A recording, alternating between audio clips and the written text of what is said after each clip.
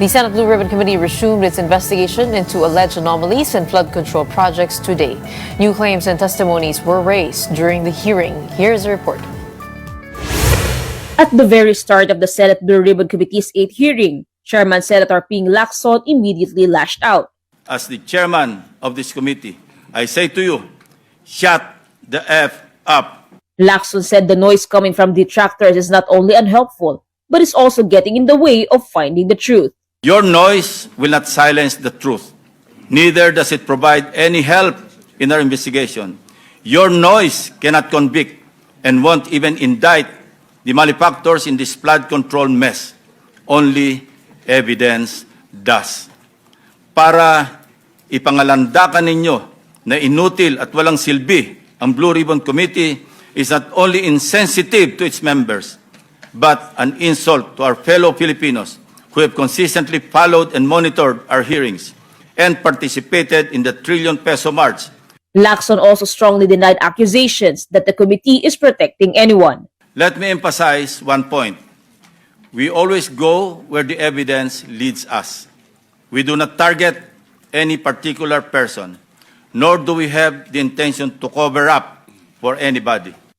His statement comes after Senator Amy Marcos claimed that they were being prevented from naming high-ranking officials allegedly involved in the flood control scandal. But during yesterday's hearing, Senator Marcos was absent. Among those who faced the committee were two women who testified under the names Joy and Maria, former staff of a tenant in a house located in South Forbes, Tamarind Street. They claimed that in February 2023, a contractor who introduced himself as Curly Descaya told them that former Speaker Martin Romualdez was supposedly the new owner of the property and that they needed to leave.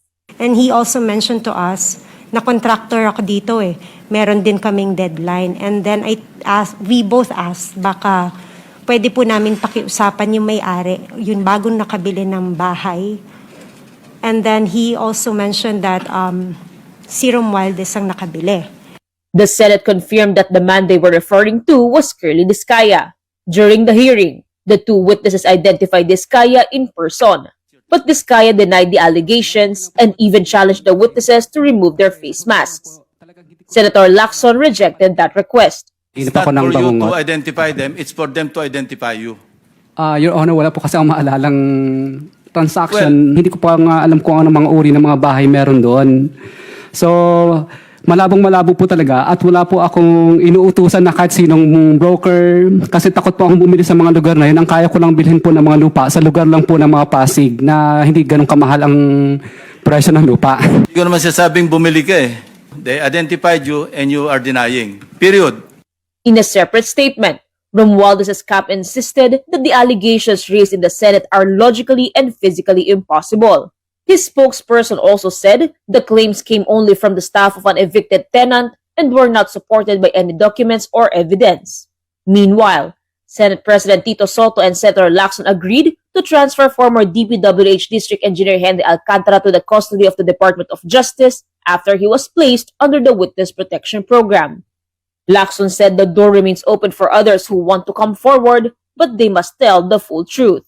The issue of witness protection applications involving the Descayas was also raised again. Senator Rodante Marcoleta and DOJ Prosecutor General Richard Fadulyon once more clashed over the issue of restitution.